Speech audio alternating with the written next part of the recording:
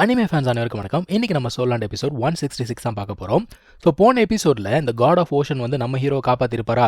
அதுக்கப்புறம் அவன் ஒரு இடத்துல கரை ஒதுங்க அவனை வந்து பார்த்தீங்கன்னா ஒருத்தன் காப்பாத்திருப்பான். அவனை வந்து டாக்டர்னு சொல்றாங்க. இருந்தாலும் அவன் உடம்புல வந்து பார்த்தீங்கன்னா சோல் பவர் சுத்தமா இல்லை. நம்ம ஹீரோ என்ன சொல்றான், என்னால் உன்னை சோல் மாஸ்டரா மாற்ற முடியும் அப்படிங்கிறான்ப்பா. என்னங்க சொல்றீங்க அப்படிங்கிற மாதிரி அதிர்ச்சி ஆகிறான். ஒன்றும் இல்லை, கல்டிவேஷன் மெத்தட் அப்படிங்கிறது என்கிட்ட இருக்கு. ஆனால் அதை நான் எல்லாருக்கும் கொடுக்க முடியாது. நீ என்ன டீச்சராக ஏற்றுக்கிறியா அப்படிங்கிற மாதிரி கேட்குறாங்க. ஆக்சுவலாக இவன் வந்து பார்த்தீங்கன்னா ஓகே நான் ஏற்றுக்கிறேன் அப்படின்னு சொன்னால் கூட நாவலில் என்ன சொல்லியிருப்பாங்க, அவ்வளோ சீக்கிரம் இவன் வந்து ஏற்றுக்க மாட்டான். ஏன்னா இவனுக்கும் தங்சானுக்கும் பார்த்தீங்கன்னா ஆல்மோஸ்ட் சேம் வயசு தான். எப்படி ஏற்றுக்க முடியும்? கொஞ்சம் யோசிச்சு அதுக்கப்புறம் தான் ஓகே சொல்லுவான். ஸோ தங்சான் என்ன சொல்கிறான், இதுக்கப்புறம் நீ வந்து தாங்மன் கிளானில் ஒருத்தன் அப்படிங்கிற மாதிரி சொல்கிறாங்க. ஸோ இவனையும் தாங்மன் கிளானில் சேர்த்தாச்சா. தங்சான் இவனுக்கு ஜின்சங் அப்படிங்கிறத கொடுக்குறான். இது வந்து ரொம்ப விலை உயர்ந்தது. ஆக்சுவலாக ரொம்ப ரொம்ப ரேர்னு வச்சுக்கோங்களேன். ஆனாலுமே கூட இது நம்ம ஹீரோக்கு இப்போதைக்கு யூஸ் கிடையாது. ஆனால் இவனுக்கு அது ஒரு ஃபவுண்டேஷன் அப்படிங்கிறத பில்ட் பண்ணி கொடுக்கும். அந்த காரணத்துக்காக இவனுக்கு அதை கொடுக்குறாங்க. இவனுமே அதை சாப்பிட்றான்னு வச்சுக்கோங்க. ஆக்சுவலாக அந்த ஒரு ஜின்சங்கை இவன் எப்படி சாப்பிட்றான், அதுக்கப்புறமா அந்த உடம்புல என்னென்ன நடந்துச்சு, இது எல்லாமே டீட்டெயிலாக நாவலில் இருக்குது. ஆனால் இவங்க மொத்தத்தையும் கட் ஷார்ட் பண்ணிட்டானுங்க. இப்போ தங்சான் என்ன பண்றான்னா, அவனை உட்கார வச்சு இவனோட சோல் பவரை அவனோட உடம்புக்குள்ள செலுத்துறாங்க. அவன் என்ன சொல்றான், இந்த சோல் பவர் எப்படியெல்லாம் போகுதோ அந்த பாத்தை நல்லா ஞாபகம் வச்சுக்கோ அப்படிங்கிற மாதிரி சொல்றான். ஸோ இப்படியே உட்காந்து இவங்க ப்ராக்டிஸ் பண்ணிக்கிட்டு இருக்காங்க. ரொம்ப சீக்கிரம் முடிச்சிட்டாங்கல்ல. ஆக்சுவலாக இது ரொம்ப பெரிய ஒரு ப்ராசஸாக போகும். அதெல்லாம் நமக்கு இங்கே காட்டல அவங்க. இப்போ இவனுமே ப்ராக்டிஸ் பண்ணி கொஞ்சம் அளவுக்கு சோல் பவர் டெவலப் ஆயிடுச்சு. அது கொண்டு வந்து காட்டுறான். தங்சான் என்ன சொல்றான், நீ ரொம்ப டேலண்டட் தான், ஆனால் நீ கண்டிப்பாக ஹார்ட் ஒர்க் பண்ணணும் அப்படிங்கிற மாதிரி சொல்கிறான். ஆக்சுவலாக இவன் வந்து பார்த்தீங்கன்னா லெவல் 15 ரீச் ஆயிருப்பான். இவன் என்ன சொல்லுவான், என்னோட சோல் பவர் என்னால் உணர முடியலையே அப்படின்னு சொல்லுவான்.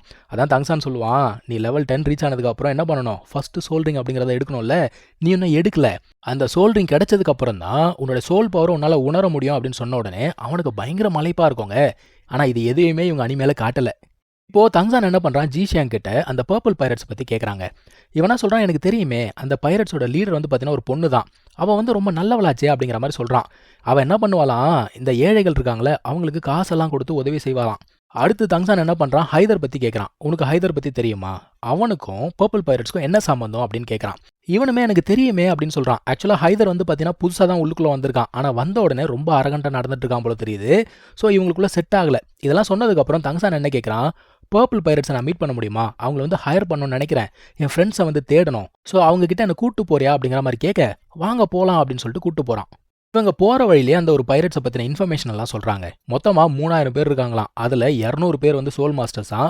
இது பத்தாதுக்கு அதில் ஸ்ட்ராங்கஸ்டே வந்து அந்த லீடர் தானா. அந்த பொண்ணு வந்து லெவல் 68 இருக்கா. அவகிட்ட மொத்தமாக 40 ஷிப் இருக்கான். இது பத்தாதுக்கு சுற்று வட்டாரத்தில் இருக்கக்கூடிய கடல் பகுதி எல்லாமே அவளுக்கு நல்லா தெரியுமா. இப்போ அந்த இடத்துக்கு போன உடனே நம்ம டாக்டரை எல்லாருக்குமே தெரியுதுங்க. ஏன்னா இந்த ஐலாண்டில் இருக்க ஒரே டாக்டர் இவர் தான். என்னதான் அரைகுறை டாக்டராக இருந்தாலும் ஒரே டாக்டர். இப்போ நம்ம ஹீரோக்கு பயங்கரமான அதிர்ச்சி. என்னடான்னு பார்த்தா நம்ம ஆட்களை கருவாடு மாதிரி கட்டு தொங்க விட்டுருக்காங்க. தங்சானுக்கு சரியான கோவம். பயங்கர வேகமாக போயிட்டு எல்லாருமே ரிலீஸ் பண்ணி விட்டான். அவனுங்க எல்லாருமே தங்சானை பார்த்த உடனே, தங்சான் நீ வந்துட்டியா, நல்ல வேலை, உனக்கு ஏதாவது ஆயிடுச்சோன்னு சொல்லிட்டு நாங்கள் பயந்துட்டோம் அப்படிங்கிற மாதிரி சொல்கிறானுங்க. இப்போ தங்சான் கேட்குறான், யார் உங்களை கட்டி போட்டது அப்படின்னு கேட்குறான். ஆல்ரெடி அங்கே இருக்க பைரட்ஸ் எல்லாமே இவங்களை சுற்று போட்டாங்க. ஜிசி அங்கே இருக்கான்ல, மாஸ்டர் மாஸ்டர் அப்படிங்கிறான். ஒன்றுத்துக்கும் வேலைக்கு ஆகலை. உள்ளுக்குள்ளே ஷாவோட குரல் கேட்குதுங்க. சோலி முடிஞ்சு போச்சு. ஃபேட்டி கூட இருடா அப்படின்னு சொல்கிறதுக்குள்ள அவன் எல்லாத்தையும் உடச்சிட்டு உள்ளுக்குள்ளே போயிட்டான். அந்த பொண்ணு பார்க்குறா, யாரா நீ இங்கே வந்து பிரச்சனை பண்ணுற, உன்னை கொல்றேன் பாரு அப்படிங்கிறா. நம்ம ஹீரோக்கு சரியான கோவம். நானும் பார்க்குறேன் நீ எப்படி என்னை கொல்றேன்னு பார்க்குறேன்னு சொல்லிட்டு இவனுமே சண்டை போட போகிறான். இப்போ அந்த பொண்ணுக்கு பார்த்தீங்கன்னா சி வைப்பர் மார்ஷல் சோல் இருக்கு. அவள் அட்டாக் பண்ண இவனுமே வந்து ப்ளூ சில்வர் பிளான்ட் அப்படிங்கிறத வச்சு அடிக்க. ஆக்சுவலாக இவனோட டார்கெட்டே வந்து பார்த்தீங்கன்னா ஷாவு அங்கேருந்து வெளில எடுத்துகிட்டு வரணும். ஆனால் அந்த ஒரு பொண்ணு ஷாவு மேலே கை வைக்கவே விட மாட்டாளே. இவன் எந்த பக்கம் போனாலும் வந்து வந்து தடுக்கிறா. இவனுக்கு சரியான கோவம் வந்துச்சுங்க. சோல் போனெல்லாம் எடுத்துகிட்டு போயிட்டான் சண்டைக்கு. விட்டுருந்தா கொன்றுப்பான் போல தெரியுது. ஜிஷியாங் உள்ள வந்து தடுக்கிறான். மாஸ்டர் வேணா கொன்றாதீங்க அப்படின்னு சொல்லிட்டு தடுக்கிறான். பைரட்ஸ்மே சுத்து போட்டானுங்க. அவனுங்க என்ன சொல்றானுங்க, என் லீடர் மேலே கையை வச்ச நாங்கெல்லாம் சாகர வரைக்கும் சண்டை போடுவோண்டா அப்படிங்கிறானுங்க. தங்சான் என்ன சொல்றான், இவ வந்து என் ஃப்ரெண்ட்ஸை ஹர்ட் பண்ணியிருக்கா, இவளை விட மாட்டேன் அப்படிங்கிற மாதிரி சொல்றான்.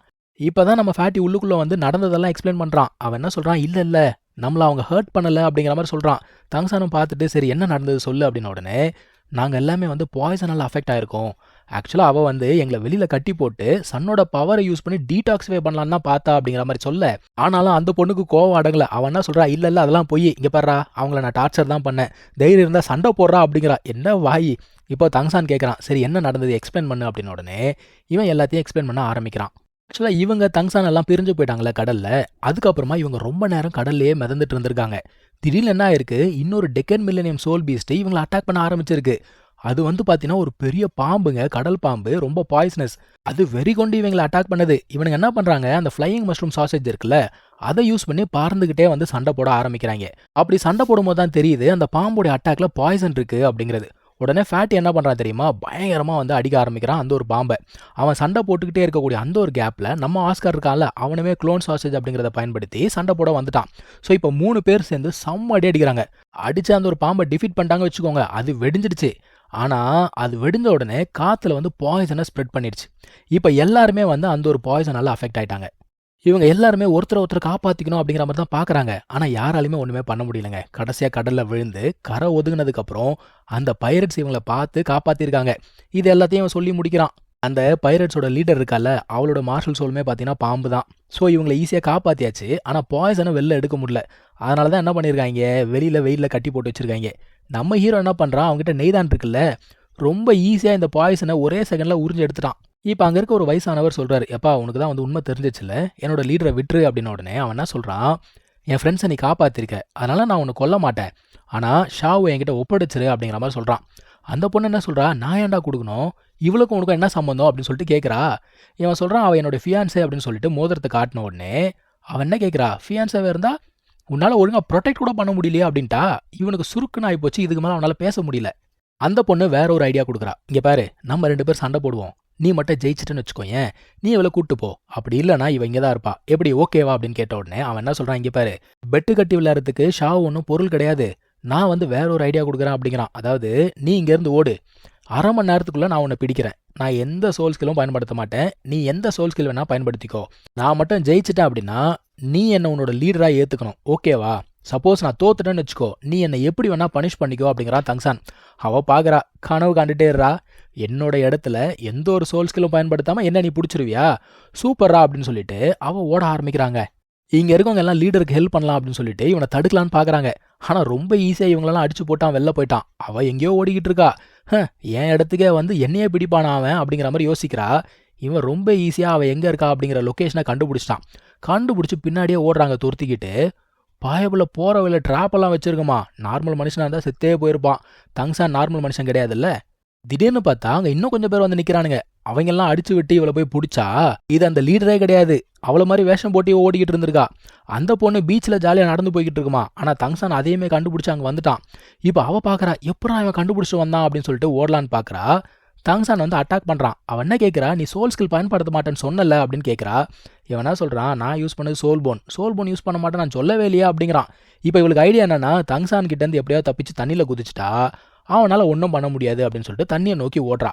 ஸோ தங்சான் அவளை பிடிச்சானா இல்லையா அப்படிங்கிறத நம்ம அடுத்த எபிசோட்ல பார்க்கலாங்க. தேங்க்யூ ஸோ மச் ஃபார் வாட்சிங். Take care. பை.